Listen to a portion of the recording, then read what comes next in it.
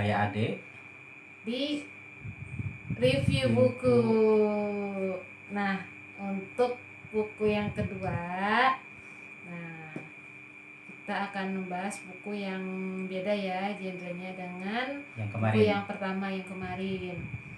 Nah, oke, pengantarnya dulu nih ya. Jadi kalau teman-teman yang saat ini sedang nonton itu sedang kuliah atau udah lulus kuliah atau mungkin gak kuliah atau mungkin sekarang lagi kerja atau udah gak kerja atau lagi mau kuliah S2, nah atau yang memang sekarang ini lagi galau gitu ya, galau jodoh saya mana, jodoh saya mana, kemudian galau nih mau ke jenjang pernikahan tapi bingung gitu ya prosesnya seperti apa, atau mungkin sudah ada calon pendamping dan ingin mempersiapkan ya proses pernikahan yang lebih matang lagi dan penuh berkah, atau mungkin memang sudah mantap ingin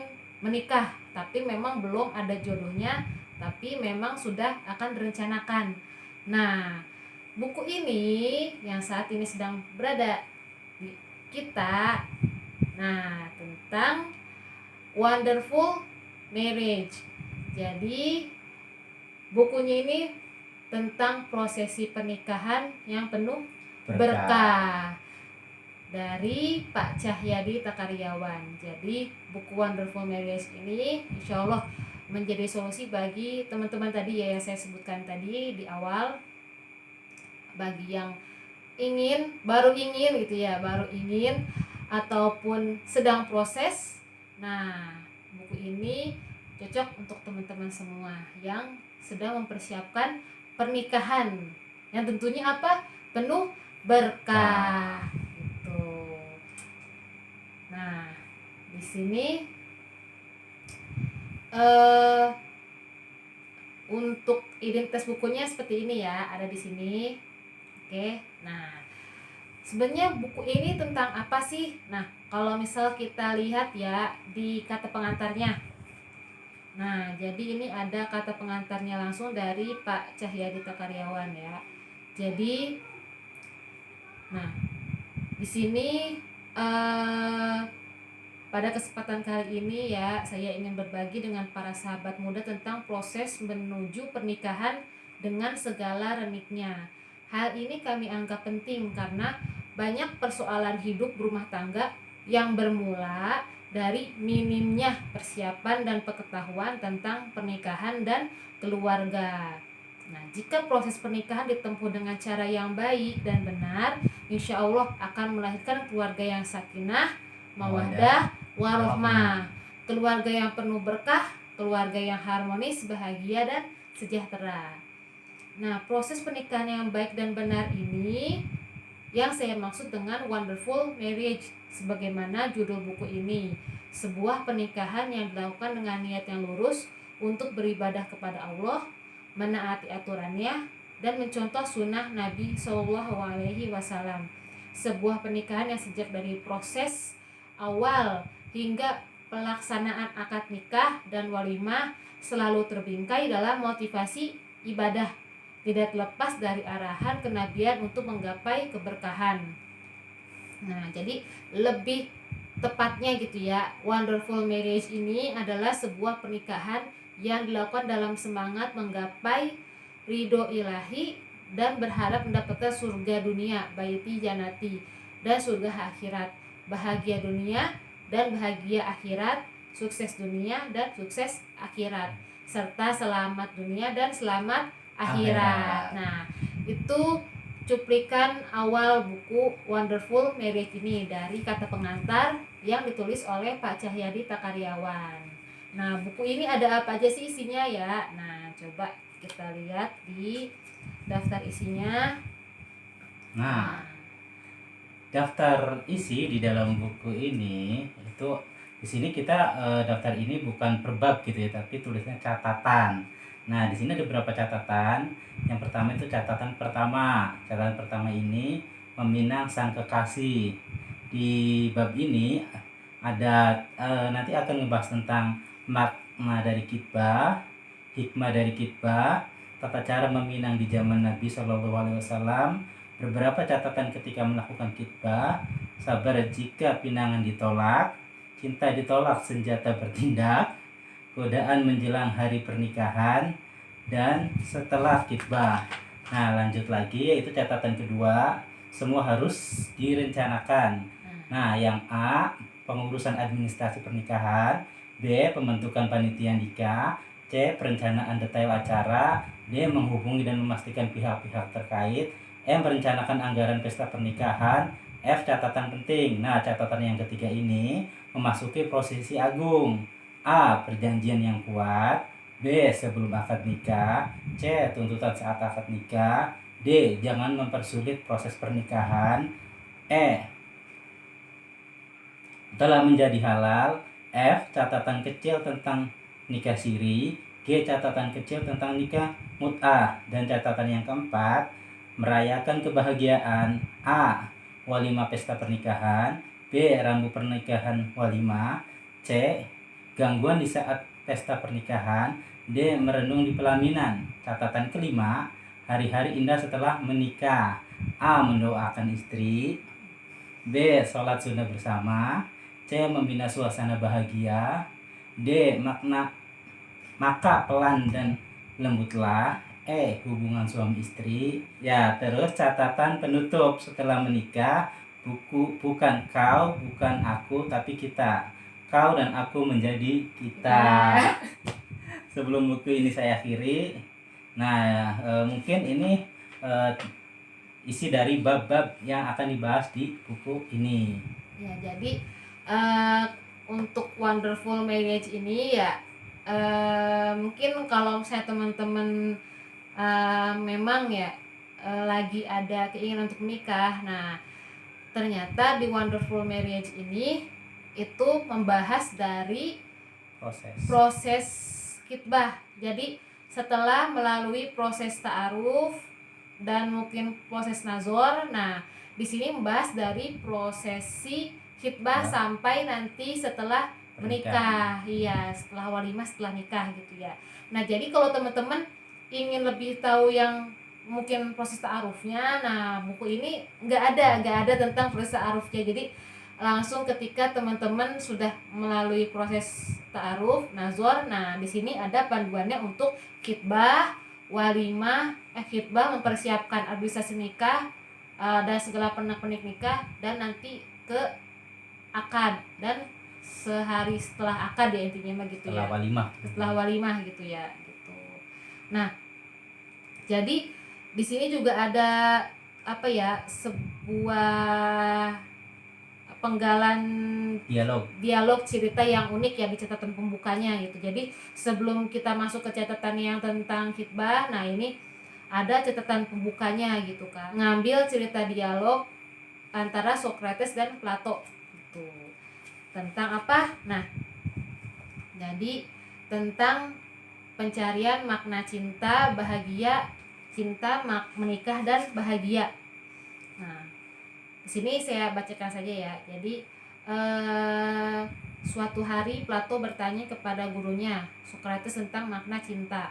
Nah, oleh sang guru Socrates, nah kemudian diberikan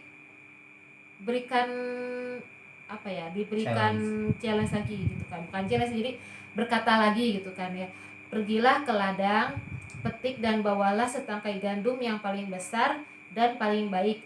Tapi ingat satu hal, kamu hanya boleh berjalan satu arah. Setelah kamu lewati, kamu tidak boleh kembali dan kesempatanmu hanya sekali. Nah, kemudian sebagai murid ya, Plato melakukan apa yang diminta oleh gurunya. Tetapi pada saat pulang, dia pulang dengan tangan kosong. Apa yang terjadi? Nah, kemudian Socrates bertanya, kenapa engkau kembali dengan tangan kosong? Nah, kemudian Plato menjawab, aku melihat beberapa gandum yang besar dan baik saat melewati ladang. Tetapi aku berpikir, mungkin ada yang lebih besar dan lebih baik daripada ini. Jadi aku melewatinya saja. Nah, ternyata aku tidak menemukan yang lebih baik dari yang aku temui di awal. Akhirnya aku tidak membawa satupun. Nah, oleh Socrates dikatakan itulah cinta. Jadi yang tersirat dari dialog ini gitu ya, teman-teman. Jadi mencari cinta yang terbaik itu ya mungkin sama ya dengan hal yang dilakukan oleh Plato ya. Kita akan pulang tanpa menemukan apapun gitu, tangan kosong gitu. Karena tidak ada yang terbaik gitu kan. Jadi kalau misalnya terus mencari cinta yang terbaik dari manusia yang terbaik gitu kan, kemudian kita lupa bahwa manusia juga mempunyai kekurangan gitu ya. eh, Selain manusia tuh ada kekurangan ya, dan manusia tuh tidak ada puasnya. Jadi kalau mencari yang terbaik itu tidak akan pernah ada gitu ya, tidak pernah ada gitu. Nah kemudian ini ada makna tentang pernikahan gitu ya, ada dialognya lagi. Nah, di sini juga ada cerita yang kedua tentang Sokrates dan Plato. Pada hari yang lain, Plato bertanya kepada Sokrates tentang makna pernikahan. Sokrates, pergilah ke hutan, potong dan bawalah pohon yang paling tebal dan paling kuat. Tapi ingat satu hal, setelah kamu lewati, kamu tidak boleh kembali dan kesempatan hanya sekali. Plato pergi melakukan apa yang diminta tapi tidak membawa pohon yang tebal dan kuat. Dia hanya membawa pohon yang bagus. Sokrates, mengapa engkau membawa pohon yang itu? Plato, aku melihat beberapa pohon yang bagus dalam perjalanan di hutan. Tapi kali ini aku belajar dari kasus gandum. Jadi aku memilih pohon ini karena jika tidak, aku akan kembali dengan tangan kosong lagi. Kurasa inilah pohon yang terbaik. Sokrates, itulah makna dari pernikahan. Nah, apa makna dari cerita ini? Jadi maknanya itu ya, kalau misalkan nih jadi dari sini kita bisa belajar gitu ya. Jadi bukan dari selebgram aja kita bisa belajar ya, terlebih dari Socrates dan Plato ini kita bisa belajar juga dari ya. Pengalaman sebelumnya Ya, gitu ya. menikah itu adalah bab tentang mengambil keputusan. Nah, jadi udah nih teman-teman melalui proses pencarian ya, teman-teman menemukan manusia dengan segala kekurangannya, kelebihannya. Teman-teman melihat ada gadis cantik tapi juga ada sifat jeleknya. Teman-teman melihat yang tampan tapi juga ada kekurangannya gitu ya.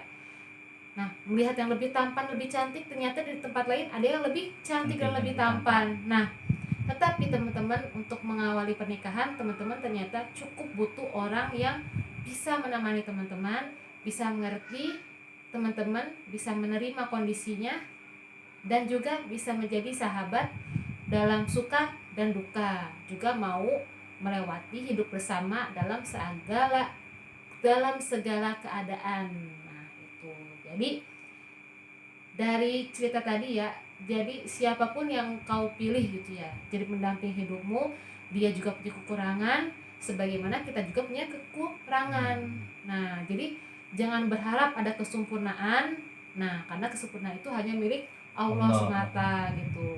Jadi dari sini kita bisa petik, carilah seseorang yang mencintai kamu karena Allah. Maka insya Allah nanti bisa membahagiakan kamu juga karena Allah gitu. Nah, untuk yang terakhir ya, ini ceritanya tentang makna kebahagiaan. Nah, jadi di sini dialog yang terakhir ya, antara Socrates dan Plato. Nah, sang guru Socrates berkata, pergilah melewati taman, petiklah bunga yang paling cantik, tapi ingat satu hal, setelah kamu lewati, kamu tidak boleh kembali dan kesempatanmu hanya sekali. Jadi seperti yang sudah-sudah gitu ya. Nah, kemudian Plato melakukan apa yang diminta oleh gurunya dan membawa bunga yang cukup cantik. Nah, kemudian sang guru bertanya ya, apakah ini bunga yang paling cantik? Nah, kemudian Plato menjawab, aku melihat bunga ini, aku memetiknya dan meyakini bahwa bunga ini yang paling cantik. Nah, dalam perjalanan sebenarnya aku juga melihat banyak bunga yang cantik. Namun aku tetap yakin bunga ini adalah bunga yang paling cantik yang telah aku petik. Dan aku pun membawanya kemari. Nah, sang guru kemudian menjawab, itulah kebahagiaan. Jadi, makna dan pelajaran dan hikmah yang tersirat dalam dialog kali ini, ketika kita merasa bahagia dengan pilihan kita. pilihan kita sebenarnya sudah bahagia gitu ya. Kita meyakini bahwa kita puas, kita merasa senang dengan pilihan kita, dan ketika ada hal-hal lain yang lebih dari pilihan kita tidak merasa iri, kita tidak merasa tidak puas dengan pilihan kita, karena goyah gitu ya. iya, karena kita meyakini bahwa yang Iya. kita miliki sekarang gitu kan, pendamping kita sekarang itu adalah yang terbaik untuk kita, maka kita akan bahagia selamanya gitu teman-teman.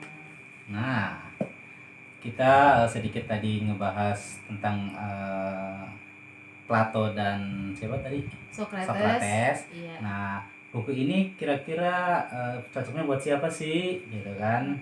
Dan terus bagaimana dengan desain bukunya, terus bagaimana dengan enak atau enggaknya, kira-kira gimana ya?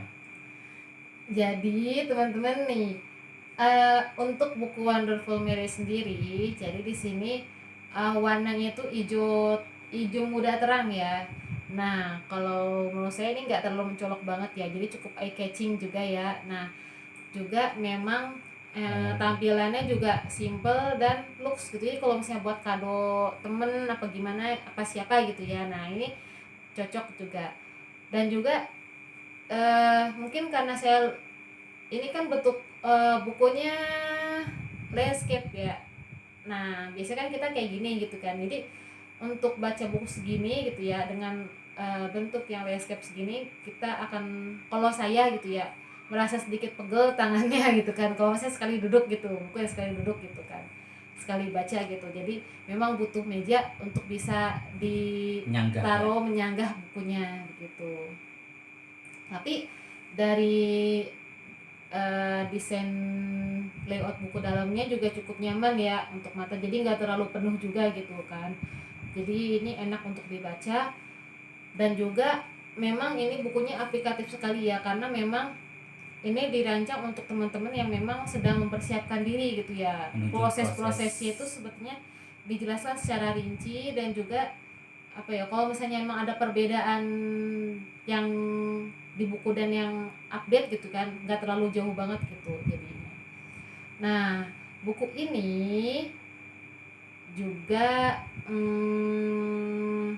cocoknya ya seperti yang tadi sudah disebutkan di awal gitu ya, untuk para teman-teman muslim dan muslimah yang ingin akan dan segera melangsungkan proses pernikahan. Tapi di sini ya, sekali lagi ini diawalinya dari proses khitbah ya teman-teman, jadi nggak ada proses ta'arufnya.